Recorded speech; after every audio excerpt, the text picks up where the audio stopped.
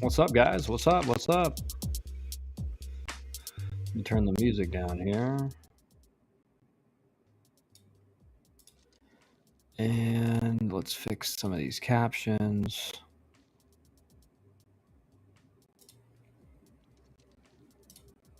Give you guys a few more minutes to join in, start asking stuff. But obviously, guys, we got a lot of cool matchups coming up in the midweek. We'll look at some of the games that are coming up. At least the games that should be interesting.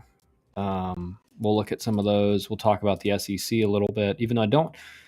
You know, really there's some SEC schools that like played some good competition, and there's some that played like just not competition at all. So it's almost not even worth looking at. But we'll look into some of those for sure as more of you guys kind of join in. Canes, what's up? Big time midweek games. What's up, Canes? Yeah, that's right. I mean, there are some, right? Actually, there's a game going on right now. It's Dallas Baptist versus UT Rio Grande Valley. And UT Rio Grande Valley is up 3-1 in the bottom of the second. But some other notable midweek games, just looking here, like NC State Liberty, North Carolina, Kansas State, Cincinnati, Bowling Green after Cincinnati made it in the top 25. Duke, UNC Wilmington. UNC Wilmington did take 1 of 2 from University of Georgia. The camera's going crazy. How is the camera going crazy? Let me check my internet. Should be. I'm not getting any. It's like freezing, huh? Weird. Let me see if I can fix something here.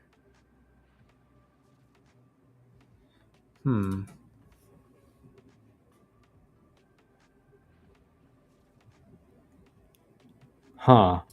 Let me see if I can fix that for you guys real quick. Take that down.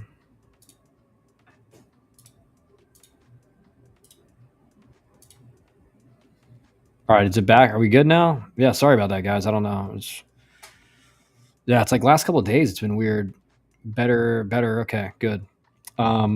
So we got Bowling Green or Cincinnati after getting in the top 25 against Bowling Green. Should be interesting to see how they respond from getting in. North Carolina, Kansas State. It's going to be probably a pretty good game. Duke, UNC Wilmington. Like UNC Wilmington took 1 of 2 from Georgia. So and Duke's on tough weekend for Duke. So that's going to be a good one. Wake versus UNC Greensboro. Florida State versus South Florida. That's going to be a really good game. Georgia versus Kennesaw State. Great game. Florida, Jacksonville. Mississippi State, Southern Miss.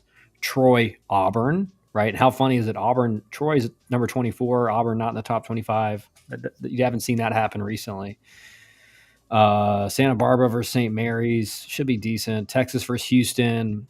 Oklahoma State versus Texas State should be a great game. And now let's look for some of these others. Gardner-Webb, Davidson should be a good game. Virginia Tech, East Tennessee State. We talked about some of these. Georgia Tech, Georgia Southern. That's going to be a really good game. Georgia Southern started 3-0 this past weekend, sweeping Western Carolina. Miami, Florida Atlantic, like you guys are saying, Zach and Canes. So, I mean, there's going to be a lot of really good games tonight to watch. And again, it's, this is that first test of, and it's different for each team, right? If you're playing in one of these early season kind of tournaments in Texas or in Puerto Rico, and we still have some coming up the next couple of weeks. Again, the midweek, especially once conference play starts, the midweek becomes a test for, all right, can your team, get their juices flowing for a team that may be, not an ACC team or not an SEC team, even though you're still facing a good team. Like again, for Georgia Tech, Georgia Southern, 2 years ago they were a regional host, and every year they're very good. So you can't just be like, oh, it's a midweek game, right? And the teams that take care of the business in the midweek, That's really how you get the national seed, right? The national seed, not only do you have to do really well in conference, which is, that's a given, uh, but if your conference or midweek like non-conference record is not great, you're probably a host, but you're not a national seed. You only get to be a national seed if not only you take care of business in conference, but you take care of business uh, in the midweek in your non-conference series as well. So the midweek, again, if you want to be a national seed, and like coaches, this is what coaches are telling players. If you want to be a national seed, we got to win our midweeks. We got to win the majority of our midweeks and play well. Um, and so again, we get to see first midweek matchups today. Should be exciting. Um, for example, Georgia Tech don't play till 6 p.m., so they're going to be a later. Miami's at 6:30. Some of these are earlier, like 2 p.m. for Virginia Tech, 3 p.m. for NC State. Again, those colder states. The farther north, all of a sudden, the games are going to be a little bit earlier, so you don't get that kind of nightfall, all of a sudden getting really cold type thing. But those are some of the games to watch, and obviously there's going to be more across the country. Charlotte, Wofford, going to be a great game. East Carolina, Campbell, great game. There's a bunch out there. New Orleans, Tulane. The GT game is the closest line I see. Yeah, and they have I forget his first name, but freshman starting pitcher for Georgia Tech, Chicoli. Really, really, I think impressed the coaching staff in the fall and this early spring. So that's who is going to go for Georgia Tech. So it should be fun to see how he does, how he looks, everything like that. And I'm interested to see kind of for you guys what the game. I know what games you guys are going to be watching generally. I know Zach and Canes, you guys are going to be watching. You guys are going to be watching Florida State. You're going to be watching Miami. Canes is probably going to be watching every game on he's going to have his screen split into 10 screens watching every game, which I may do that as well. But let's see.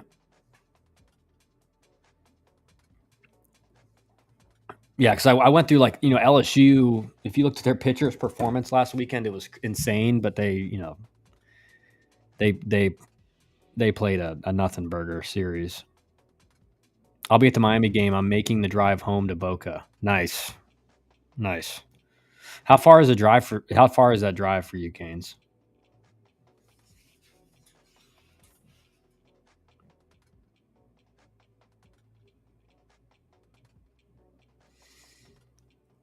I don't know if you guys were able to see the video I posted yesterday about swing decisions.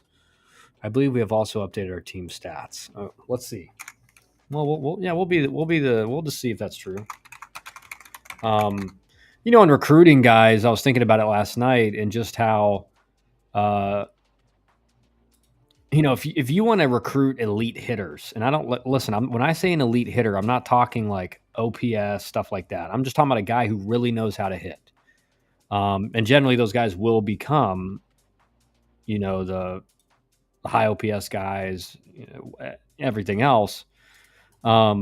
If you want to recruit those guys, I mean, you have, when you're out watching players, you have to be looking at, yeah, they are up here now, Canes. You have to be looking at swing decisions. I mean, if you're watching a high school hitter and he's, swinging at balls and he's taking strikes, that is not a good sign. And I don't care if you like his swing. I don't care if if he even performs well, right? If he maybe performs well, but bad swing decisions are going to make him exposed at the next level, right? Because if a player performs well in high school and he's making really bad swing decisions just very consistently, what you can say is that he's just so much more talented than the pitchers he's facing.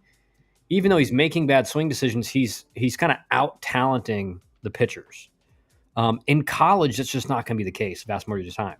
And when you look at the best hitters in college baseball, like a Drew Burris, for example, who had 50 something walks last year to 30 something or 50 something walks, 30 something strikeouts, he's just making elite swing decisions, right? And so a Drew Burress guy, like you, if you went and watched him play in high school, you would say this guy makes really good swing decisions. So when you're out recruiting, and I know some coaches that do this, like they're looking at, are they looking at the swing? Yeah. Are they looking at, other things? Sure. But they're like, all right, is he swinging at strikes? Does he look like he's in control? And is he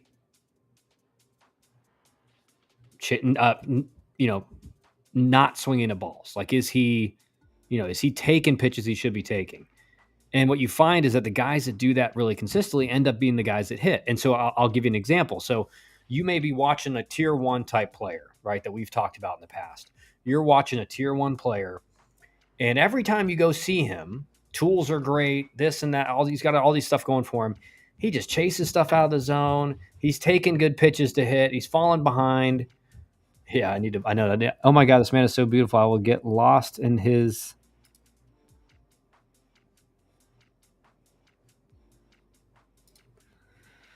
All right, that's a block.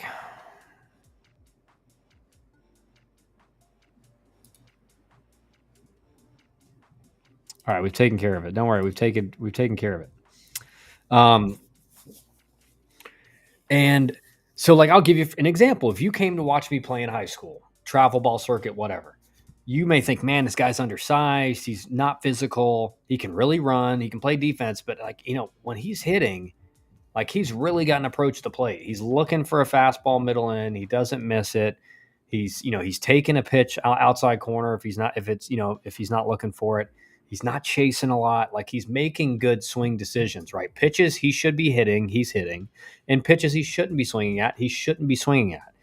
So that's a way to because I ended up being a tier one player, right, for college. I ended up being that. But if you just looked at my physicality, how I looked in BP, my throwing arm, all this stuff, you would say, he could be decent. The greatest revealer, you're not a tier one player until you step on campus and you perform in games. So when you're recruiting a tier one caliber player, it's the assumption is that this guy is going to perform. But the reason that so many of them don't as hitters, right? We're talking strictly hitters. The reason so many of them don't as hitters is because their swing decisions are terrible. And like I said in that video, what you see with like most amateur hitters is they'll take strike one, fastball, middle in or middle away. And it's just it's a juice ball. And you take it because you don't want to make an out on the first pitch or something. I don't know what the mindset is. And then, the guy kind of pitches you for 0-2, backdoor slider, good pitch, 0-2, but not a pitch you really want to swing at, so you're 0-2. And then all of a sudden the umpire kind of bangs you on a pitch that you think's a ball. What amateur hitters do and just below average hitters do is they go back to the dugout and they're complaining about the strike three call.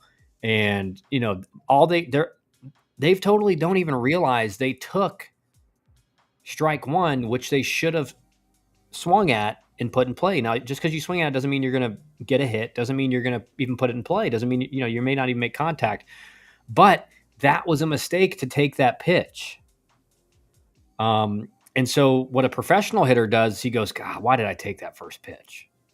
He's a professional hitter realizes the umpire is going to bang you on some bad calls every once in a while. The umpire is going to make mistakes. I should not have ever been in that situation is what the professional hitter says. I should have swung at first pitch. The amateur hitter and the below average hitter goes, man, that umpire screwed me in that strike three call. And it's like, no, you screwed yourself. You didn't swing at the first pitch. I can see it with one of our commits. I won't out him because he goes to my high school. I watched all 4 of our games this season. He has 1 hit. He's had multiple bases loaded or runners in scoring position, and he strikes out. Yeah, and it's because, and I've told you guys this, and this is 100% the truth. High school hitters are not taught how to hit anymore. They're taught what their swing's supposed to look like. They're taught what their bat speed's supposed to be and their launch angle's supposed to be and all that stuff.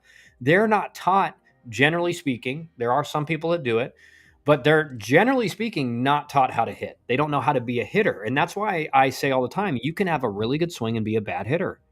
You can be an elite hitter and not have a great swing, because the two things are totally different.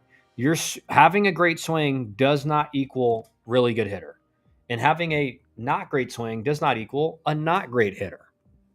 And so hitters now are more coached up on their swing mechanics and everything like that than ever before.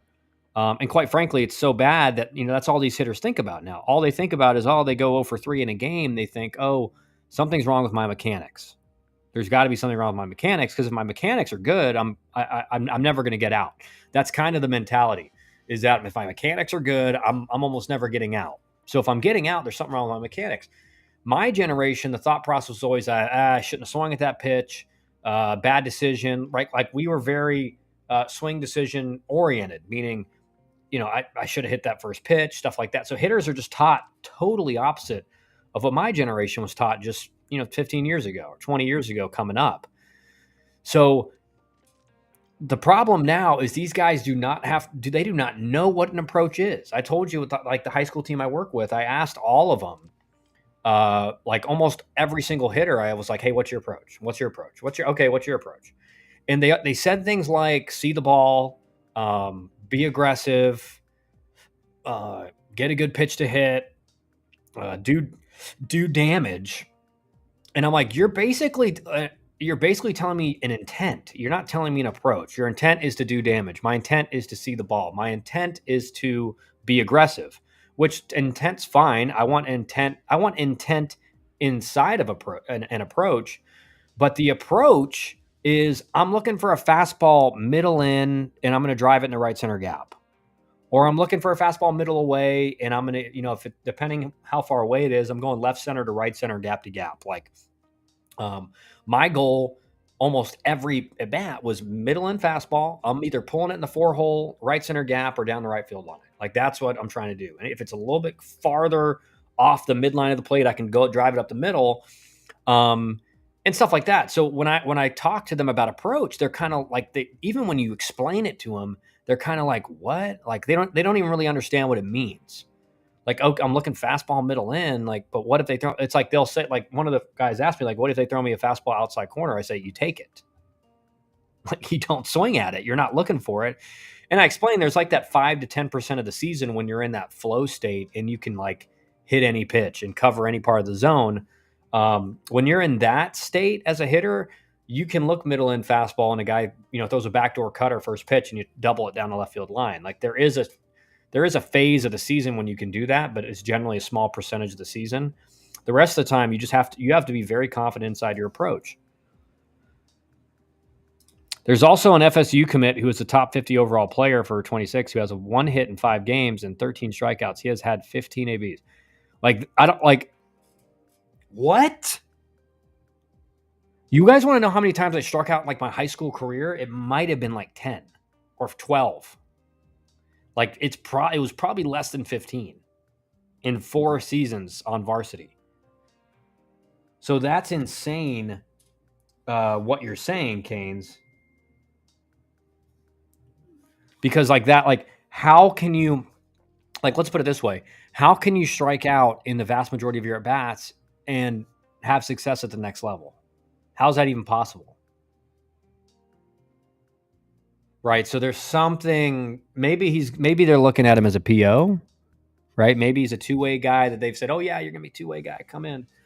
But they're like, yeah, he's going to pitch.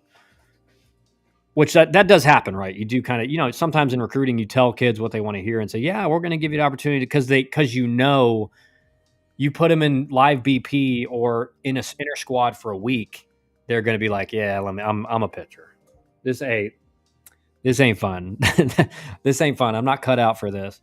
But again, I mean, if I'm FSU and he's supposed to be a hitter, that's red flag, red flag, red flag. He goes to the school 5 minutes from my house.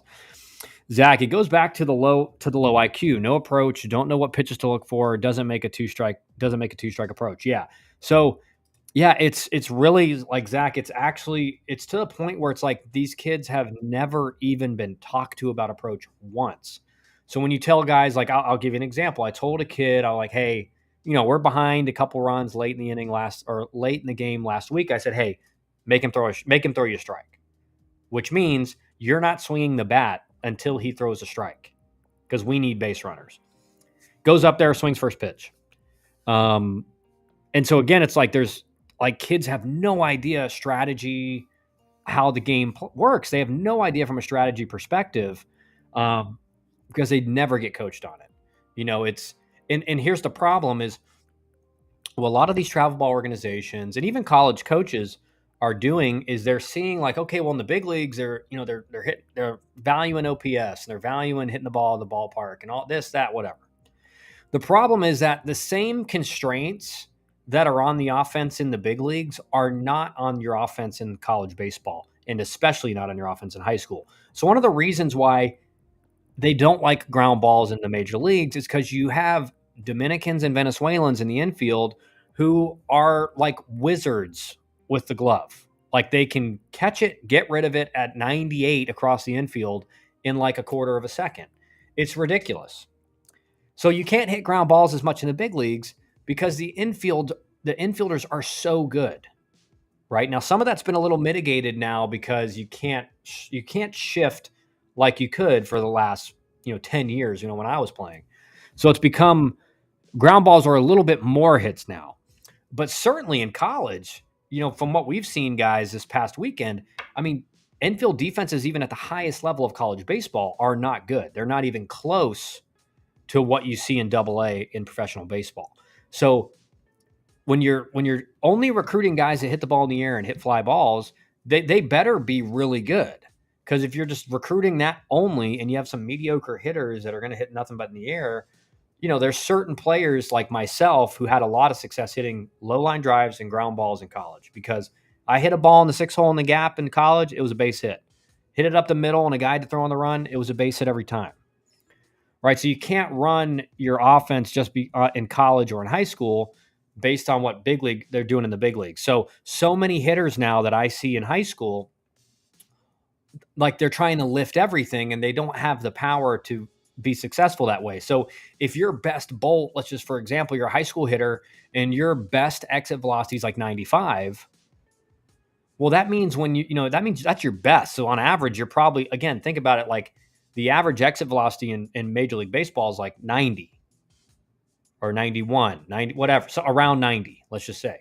So, and those guys, their max exit velocities are like 110, 112, 108, 114. That, like, your average major league hitter is somewhere in that range typically.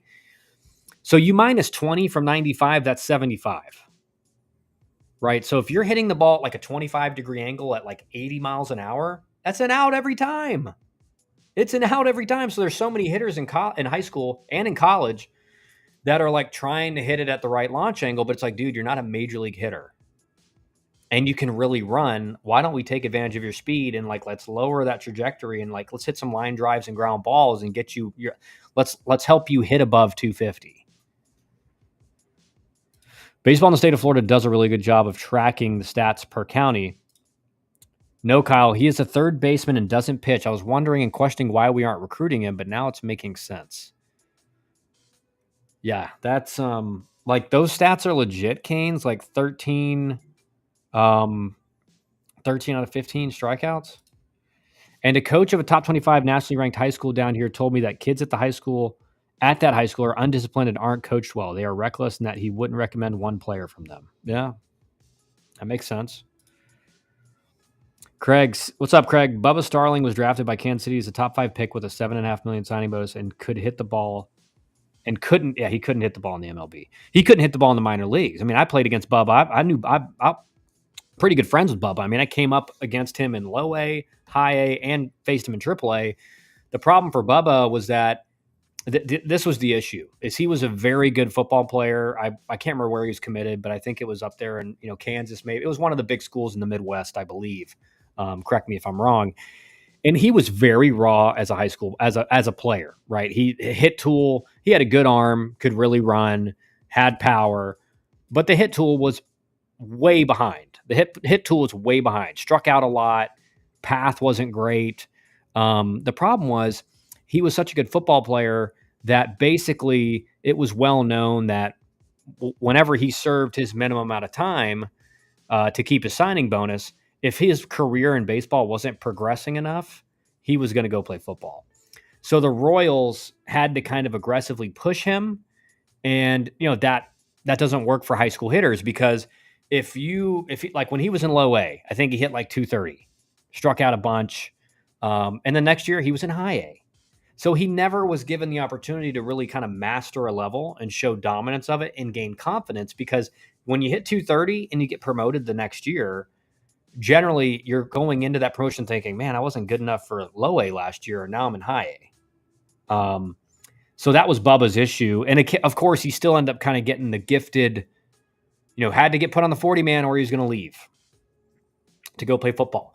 Well, he ended up getting gifted the major leagues, even though, like, rightfully so. And I think in his heart of hearts, he would tell you he never deserved to play in the big leagues. Again, we can look at his numbers, but he was, I was pretty good friends with them. Because we played against each other all the time. Yeah, so in 2019, he hit 215 in the big leagues with 56 strikeouts and 186 at bats, only 9 walks, right? So he's basically up there just swinging first pitch every at bat.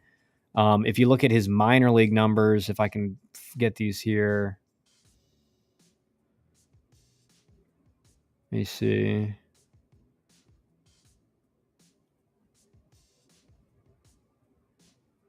There we go. Show non-major. So like in 2013 in low A, he hit 241 with 128 strikeouts.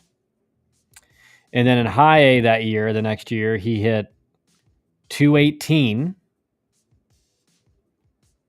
And then he was in the Arizona Fall League. Got sent to the Arizona Fall League after he was on my team in the Fall League. 218 in high A that year. In 2015, promoted to double A. Hit 254, even though I think he was injured some and kind of only 330 at bats. And then 2016, what do you know?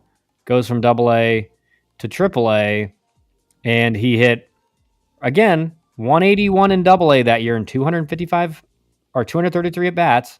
And then he hit 181 or 185 in double A and then 181 in triple A with 166 at bats.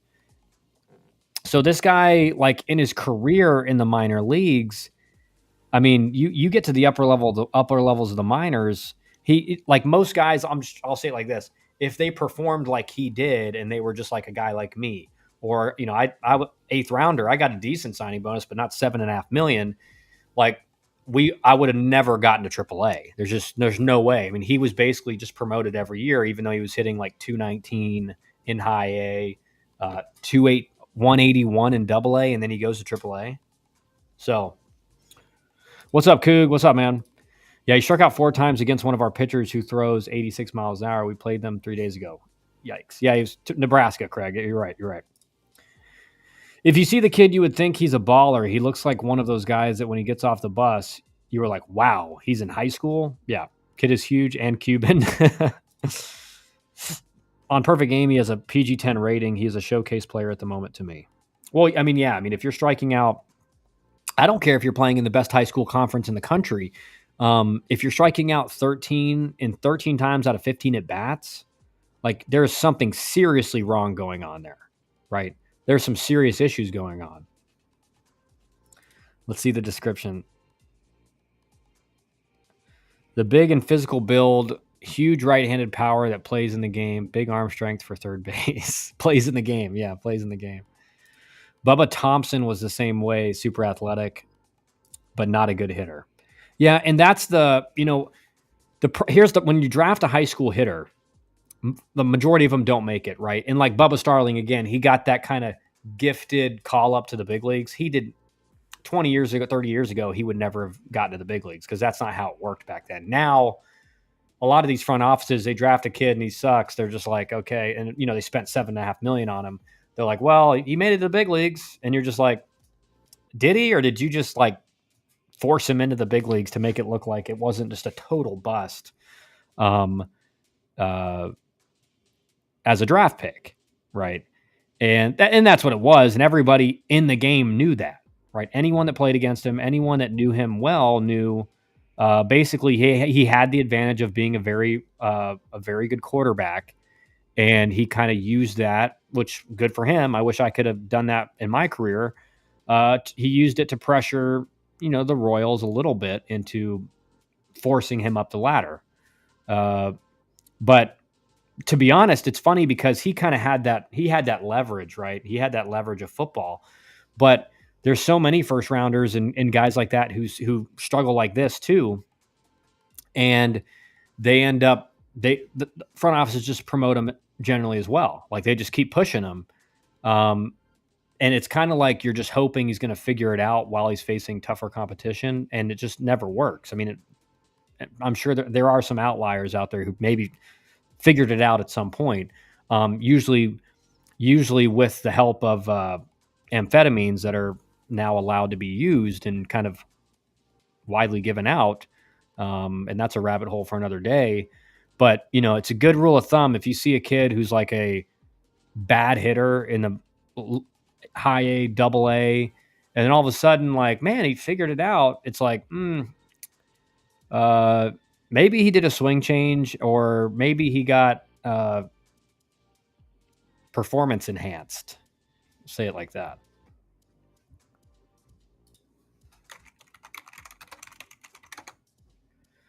And there's a lot of guys like that. And what you see now with a lot of these new school GMs is that when they acquire a player in a trade, let's say it's a big trade, and you send away big league, because there's a very old school team, like front office guys like my dad, versus these new school guys. Old school guys, you always said you will always, again, some guys are untradeable, but you're going to trade unproven minor league talent for proven big league talent. So if you used a couple, maybe guys that are highly thought of minor league prospects to get like a proven all-star or a couple proven guys in the lineup or pitchers or whatever, you're going to take that trade because you're getting proven guys. And now kind of the likelihood of all three of those prospects turning out to be good is very low. Like think about the Christian Yelich trade with the Miami Marlins. When that trade was made, from the Brewers to the Marlins, which is the prospects went from the Brewers to the Marlins. I knew all the prospects because I was in the Brewer system, and I remember telling my dad the day it happened. I'm like, the Brewers just fleeced them. Like they just got nothing. They got nothing in return for Christian Yelich, and that ended up being the case. And so the new school mentality is that we're going to use proven big league talent to acquire top prospects, right? It's almost the opposite. So what you see, and this is a perfect example with that trade too, is that all those prospects that were acquired in the Christian Yelich trade, they all happen to find their way to the big leagues, right? They all happen to find their way up, even though some of them did not perform very well. And again, it's that way of it's a way of being like, well, we didn't lose the trade. Those guys all ended up playing in the big leagues for us. And it's like, guys, like, we're not idiots.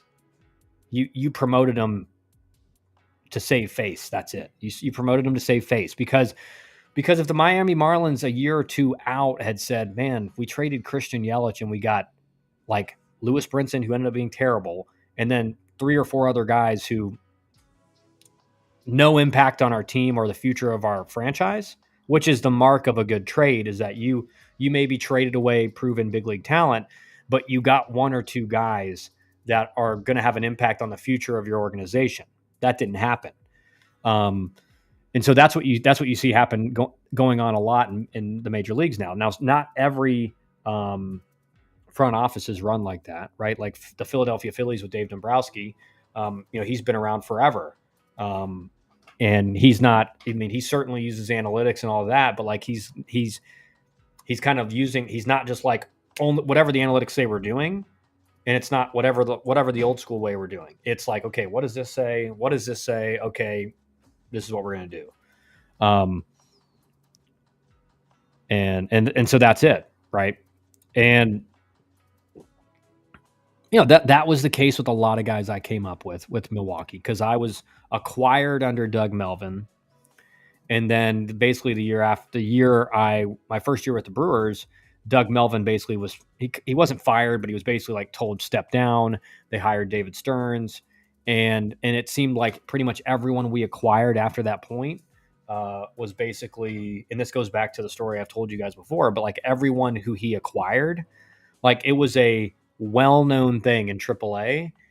Because in AAA, right, you're so close to the big leagues, these conversations happen all the time. Versus like in low A, you feel like you're so far away, you don't have conversations like this. But in AAA, and you have guys going up and down to the big leagues in AAA almost like every week or two.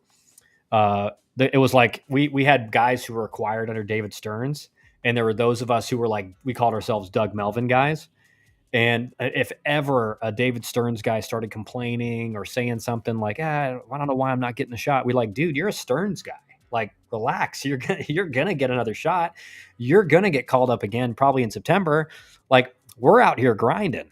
We're grinding for nothing. Like, we're Doug Melvin guys. And so that is kind of the mindset, is when one of these new GMs takes over, I'm not going to promote a guy that was acquired under the old guy, because that makes him look good, not me. I can't get the credit, right? And so that was like the only exception to that was right before Doug Melvin stepped down was the trade that sent Jonathan Lucroy to the Astros for Brett Phillips, Josh Hader, Adrian Hauser. Who else? Well, there's one more guy in there. I can't remember. One more guy in there, I think. Domingo Santana. And now that was Doug Melvin did that trade, but David Stearns was with the Astros at the time. So those guys all kind of counted as his guys, because like he kind of essentially was part of the trade that sent them to Milwaukee, and then he got hired. So again, if you were one of those guys, like it was easy streets for you in the minor leagues. Like as long as you like were okay. Another great example is Jacob Nottingham. Jacob Nottingham was acquired by the Brewers from Oakland, I believe. And I mean, I'll say it. I mean, this is. I mean, I was teammates with him. I was friends with him, but like he was a very, let's just say, exploitable hitter. I mean, not a very good approach. A lot of swing and miss. And then again, somehow, like he couldn't hit 220 in Double-A for 2 or 3 years, and all of a sudden, got promoted to AAA, and then kind of like was pretty good for a little bit, and then got called up, right? And so again, what I'm trying to tell you guys, with analytics, you can justify any move, because you can say, oh well, he's figured it out. He figured it out. Well, and the old school guys would be like, well, he's hit 220 in Double-A for 3 seasons. Like he's got 80 at bats in Colorado Springs. Like maybe we shouldn't promote him yet. That would be the old school idea. Like, I don't know if he's ready yet. Like, let's make sure he's really figured it out. The new school is like, no, he's figured it out. And he's on amphetamines. And because of that, he's a way better hitter. And we only have about a year before he starts getting diminishing returns from that. So we got to capitalize. It's really funny. The guys I knew that got on that, it's like they ended up getting promoted very quickly as soon as they were having success. It's very, very weird. Sounds like politics at every level. No getting around it. I mean, that's the unspoken thing about the minor leagues in professional baseball is, and again, I think it's been way more exacerbated, because I'll give you like my dad. Every time I got overlooked getting called up, right? It was like, and there was a few times where my manager in AAA was like, hey, you were like, I went 3 for 5 in a game, 5 RBIs. He's like, hey, he called me in after whoever was going up got called up. And he's like, hey, I don't know what happened. Like it was you who was going up. And then like after the game was over, they said, call this guy up. And that happened multiple times. And so every time that happened, my dad would say, you know what, this happens to guys, like just keep doing what you're doing. Like there's plenty of guys like you who get kind of overlooked, but then eventually you get your shot and they make a good career out of it. So I was, even though I was frustrated by it, I always went with that. Well, by the end of by the middle of 2018, when I ended up asking for my release, my dad, who doesn't, swear, doesn't, really do anything like that, he said, I've never seen an organization F over their own players more than the Milwaukee Brewers. And that was not only because of what was going on with me, but just some other players that I had been teammates with for a while and were kind of the same type thing was going on with them. And, because my dad came up in the, the 70s and 80s and 90s in the front office. And what he would always say is like that you felt as an organization, you owed the player to do what was best for their career. Right. And that didn't mean you could do it perfectly, but at some point you realize like, hey, what's best for this guy is like, let's give him a trade. Because one of the other things I found out after I got my release was that multiple major league organizations had approached the Brewers about a trade for me because they wanted a stopgap type center fielder in the big leagues. So I'm not going to say the organizations. One of them is in Michigan. I'll say that. And had approached David Stearns about, hey, we need a center fielder. Like it's a guy who stopgap for maybe the next year. And if he proves himself, like that's even better. But we just need a guy we know is gonna look good out there, is gonna probably play okay. And best case scenario, he ends up being way better. Or worst case scenario, like, he's not with us in a year and a half, whatever. Now at that time I was behind Lewis Brinson, Ryan Cordell, Brett Phillips, Ryan Braun, Domingo Santana, Lorenzo Cain, Christian Yelich, Keon Broxton. So that's all right. Ryan Braun, Lorenzo Cain, Christian Yelich, Domingo Santana, Keon Broxton, Brett Phillips, Ryan Cordell, Lewis Brinson. Or sorry, Lewis Brinson was gone there. So just these two. 7 guys are ahead of me. And Kirk Neuenhuis. Or 8. Kirk Neuenhuis. Who's an awesome teammate. And so why was I not traded? And that's when and I had, I spoke with the GM of that team who's not there any longer and who confirmed it.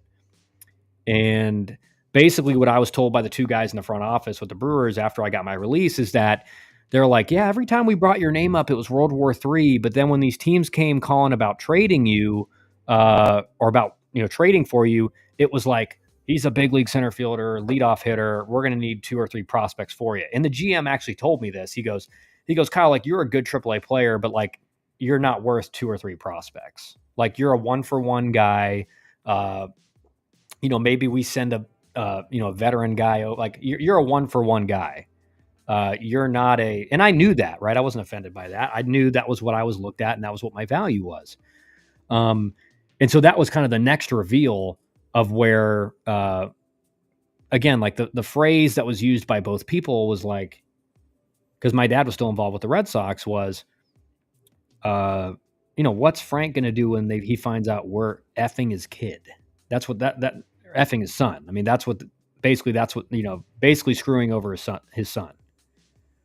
Because there's teams calling to give him an opportunity. We've had the chance to give him an opportunity in the big leagues more than once. Actually, David Stearns himself told my dad in the 2017 season that when they acquired Nick Franklin to play outfield, even though he'd never played outfield, he claimed him off waivers right at the beginning of the season. He'd never played outfield. They were putting him in the corner outfield. He lost them 3 or 4 games. They didn't make the playoffs by a half game.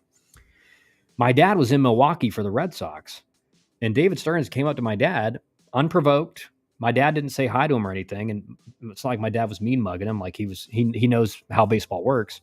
And he said, "Hey Frank, I just want you to know that like Nick Franklin's not going to impede Kyle's path to the big leagues. Like, don't think that that's going to stop it." So my dad called me that night and he's like, "Hey, I got great news." He's like, "Hey, David Stearns came up to me and said, this guy's not going to impede Kyle's path to the big leagues." Well, he stayed on the 40-man roster the whole year. He hit like 190, lost them 3 or 4 games in the outfield. And then I think he ended up costing him a bunch of money too, because he faked a hamstring injury for like 2 months. So was getting big league salary on the disabled list. So that's not even all my story in professional baseball and AAA with the Milwaukee Brewers with David Stearns as the GM. And that's how political. Not every organization. That's probably an extreme type story, but that is kind of what it's like now with a lot of these new analytics GMs. It's like they want to make moves that make them look good, and they don't want to do anything that they perceive makes them look bad, right? And again, it was I'm not making any of that up. That's all true. Like that's and again, that's not even everything. That's not even everything. And just with the context of how many outfielders we not only had on the 40 man, but in AAA who were, at that point when teams were calling to trade for me, we had probably eight or nine outfielders on the 40 man, and I wasn't one of them. So you would think common sense would be like, oh shoot, they're going to give us anything for a guy that obviously they didn't think I was good. Or at least David Stearns didn't think I was good. So you would think, all right, yeah, this team wants to trade for him and give us something in return. Yeah, let's do it. But it didn't happen. And that's why in the two guys that, and again, it wasn't just the Tigers, it was a couple other major league organizations, all of them kind of like bottom of the major leagues, just looking for like, again, a stopgap type player, which I'll be a stopgap for you in the big leagues. And, that's why when those two front office members who called me after I was released and told me all this, that's why they said, like, what's Frank going to think when he finds out we're screwing over his kid? Because to them, like, there's no other way any of this makes sense. Like, there's no way this is happening the way it's happening unless this is like an intentional thing to just screw him over, right? And so that's for the last, it's been 9 years since that kind of started. I think about it a lot. I don't really dwell on it anymore, and I've moved past it, right? But it's still something that you kind of just wish you had an answer to it. You wish you knew, man, why does that? Because the reason I hate talking about it generally is because you run into 100 minor leaguers that have a story about how, like, in high A, they were going to get called up to the big leagues, which is just BS. But like I got hurt or something. And like I've heard a bunch of guys tell that story, and I hate those stories because a lot of times they are made up. Just to be honest, because like the amount of guys get called up from Double-A or High A straight to the big leagues, especially as a position player, it's one thing as a pitcher that does happen, but it's still very rare. Position players, it almost never happens.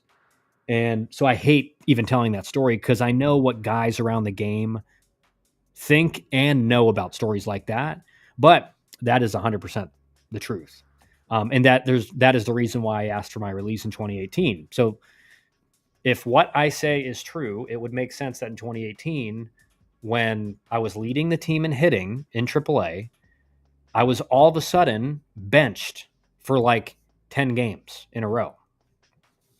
And again, I was hitting 330 in 2018. And all of a sudden I get benched. We're on the road. I get benched. I don't play for like 7 or 8 games in a row, something like that. And so I called my farm director and I said, what's going on? Like I'm leading the team in hitting. I just hit 2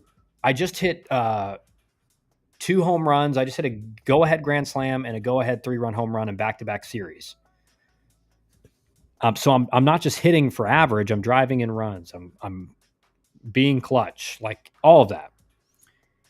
And I get a very aggravated response, like, well, we don't work for you. You work for us. And I'm like, yeah, I know. I'm just saying I'm 28 years old now. Like my clock is running low and I'm leading the team in hitting, but I'm not playing now. Why am I not playing? Why are all these guys, a kid, I'll give you an example, a guy who was basically a 200 hitter in Double-A for 3 years, all of a sudden was promoted to Triple-A, put on and had done a swing change. That's usually the key, that they're also on amphetamines. and promoted AAA, and then was starting every game. Now, I was a guy who at that time in 2018, I was a 300 flat hitter in AAA. Right, I ended at like 282 because for my career in AAA, because the second half of 2018 when I signed with the Red Sox, I was on and off the disabled list, very inconsistent, so didn't have as much success. And then in 2019 with the Reds, same thing. So at that time, I was literally a 300 career hitter in AAA, and played hard, hustled, ran hard, did all the right things, and I just never got any recognition. Actually, the funny thing is in 2016, I led the organization in hitting in AAA. I hit 339 on the year, or sorry, 320 combined. I think I hit 328 on the year. And I did not get minor league player of the year for the organization. They gave it to a kid in low A who hit like 280 with like 15 home runs. So the whole thing, it just never made sense. This is amazing information.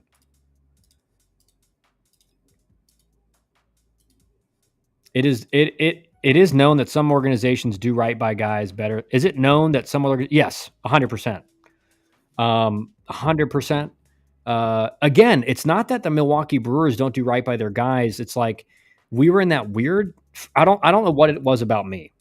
Like I don't know what it was about me. I don't know if it was my dad being an old school guy, GM, and like, hey, whatever. I don't know if it was because I was acquired by Doug Melvin. I have no idea. But it made zero sense. But there are definitely organizations that do right by their guys more so than others. I would say, generally speaking, like the Atlanta Braves was one of those when my dad was involved. Like in my dad's whole point was, you either have a plan for this guy in the big leagues, and if that's the case, like you're keeping that guy. But if you see, like, again, how it was perceived to me is that I was basically looked at as not being very valuable. Well, if that's the case and a team wants to trade for him, but here's the issue, and this is the issue, Deaver. If I had been traded to Detroit or one of the other teams and had all of a sudden looked really good and done well, who knows? Maybe I wouldn't have, maybe I would have. But I'm just saying, this is what I think was the decision was, well, if Kyle goes there and he looks really good, we look like idiots for trading him. Right? That was, I think, why that decision was made, to be like, well, if you send me 3 prospects for him, then I'll take him, because, and I think the thought process was, Kyle might actually do pretty good. So you need to give me 3 prospects. And then even if he does good, it still makes sense. Like, oh, it was a fine trade. But if it's a 1-for-1 and we get some guy back who's not great and Kyle goes to the big leagues and does really well, that's going to be bad for us. It's going to make us look bad.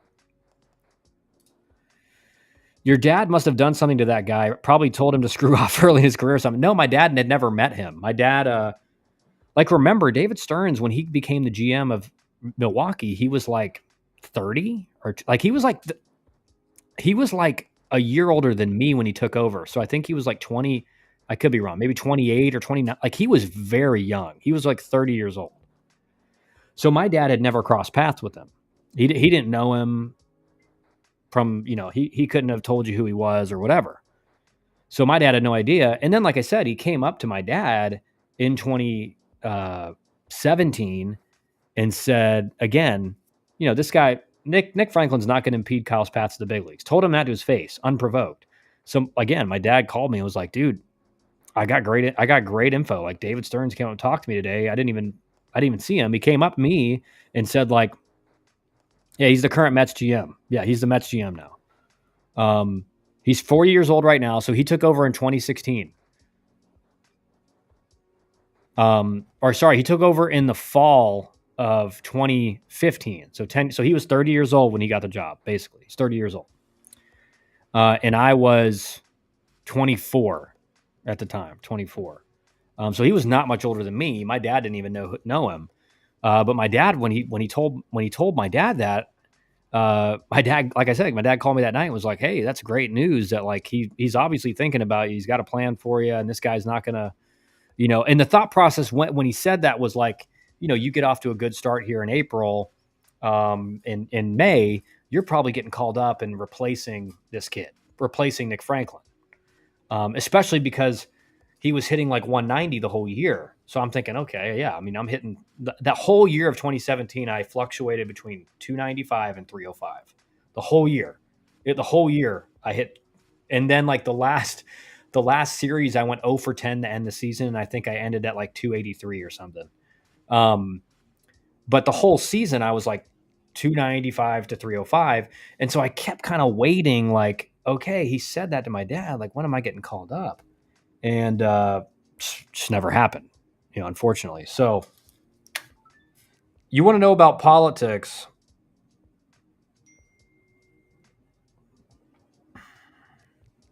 You want to know how political it can get in professional baseball, especially when it comes to 40-man roster and stuff like that.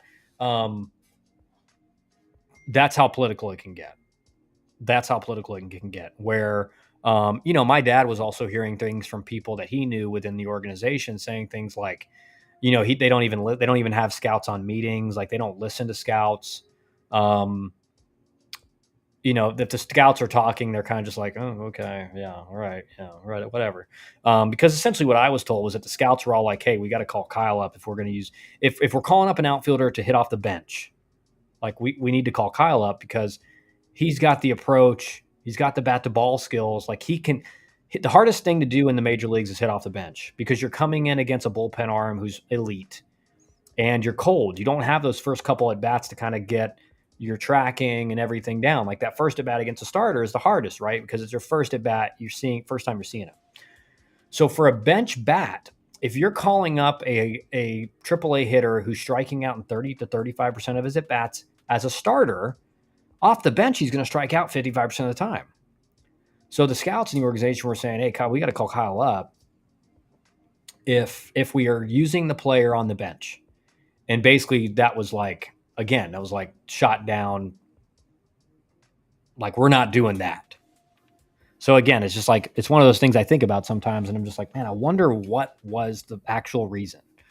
And my point from that story is that with analytics, you can justify anything. Just to be honest, you can make any justification by numbers.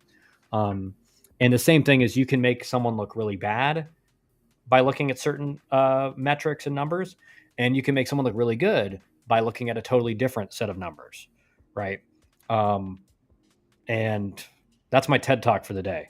I actually have to go here too. But guys, like Canes, Zach, all you guys, like, let's keep me up to date with what's happening in the Miami and FSU games tonight, and we'll do this again.